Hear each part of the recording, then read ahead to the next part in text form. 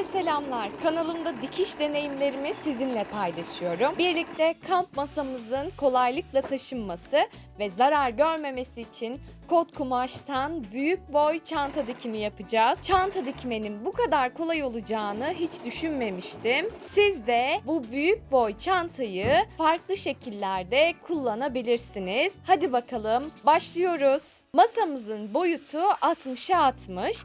Bu yüzden ben kumaşımın en ölçüsünü 70 santimetre olarak kestim. Boyunu 90 santimetre olarak ayarladım. Bir diğer yüzümüzün boyu 70, eni de 70 olarak kestim. 3 adet kenar kumaşı kestim. Boyları 70 santimetre, enleri 12 santimetre. Çantanın kolları için 2 tane kumaş kestim. Kumaşların boyu 110 santimetre, enleri ise 11 santimetre. Çanta kolu olarak kullanacağımız kumaşı önce ikiye katlayıp ütülüyorum. Sonra her iki kenarı ütülediğimiz çizgiye doğru katlayıp ütülüyorum. Şimdi de ortadan ikiye katlayıp ütü yapıyorum. İsterseniz ortasına iğne geçirip sabitleyebilirsiniz. Çanta kollarını dikmeye başlıyorum. Önce sağlam olması için geri dikiş yapıyorum. Sonra ileri doğru dikiyorum.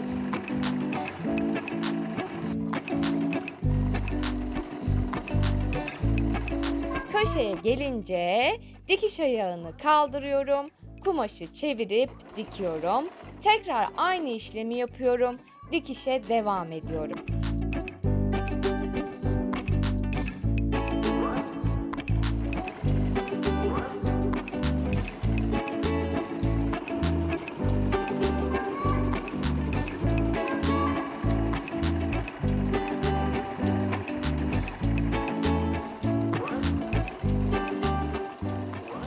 Kumaşın sonuna geldiğimde tekrar geri dikiş yapıyorum.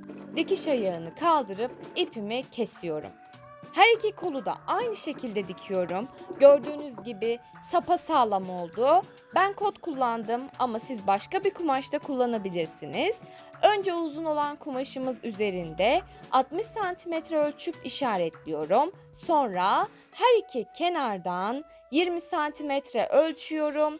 Kolları ona göre yerleştireceğim. Kolların başlangıç kısımlarının eşit şekilde olması için cetvelle sabitleyip iğneyle kumaşa tutturuyorum. Çantanın ağız kısmından 5 santimetre içeri doğru ölçüyorum.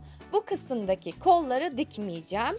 Her iki kumaşa da her iki kolu iğneyle sabitleyip artık dikiş aşamasına geçiyorum. Sağlam olması için yine önce geri, sonra ileri doğru dikiş yapıyorum ve kenar kısımdan dikkatlice kolları kumaşa dikiyorum. Dönüşleri yine önceki gibi ayarlıyorum.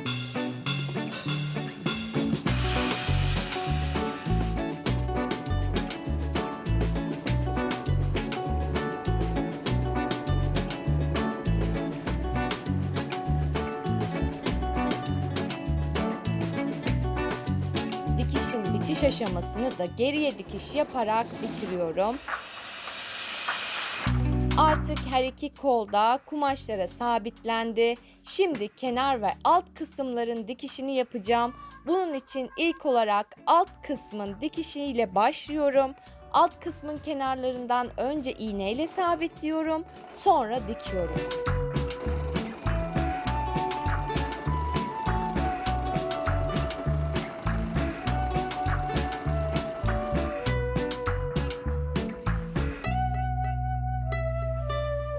Alt kısım bitince kenar kısımları iğneyle birleştiriyorum. Onları da dikiyorum.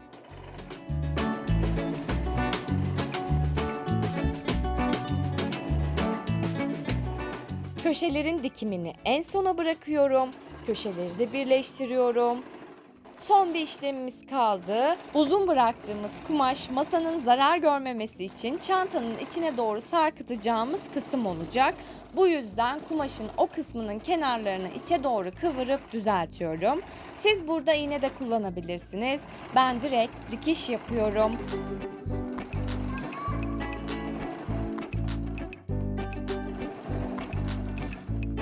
Artık çantamız hazır. Beklediğimden çok daha güzel bir sonuç ortaya çıktı. Masa kot çantanın içine çok rahat şekilde sığdı. Önerileriniz varsa yorumlara bekliyorum. Dikiş deneyimlerimi sizlerle paylaşmaya devam edeceğim. Kanalıma abone olmayı ve videoyu beğenmeyi unutmayın. Sevgiler, görüşmek üzere.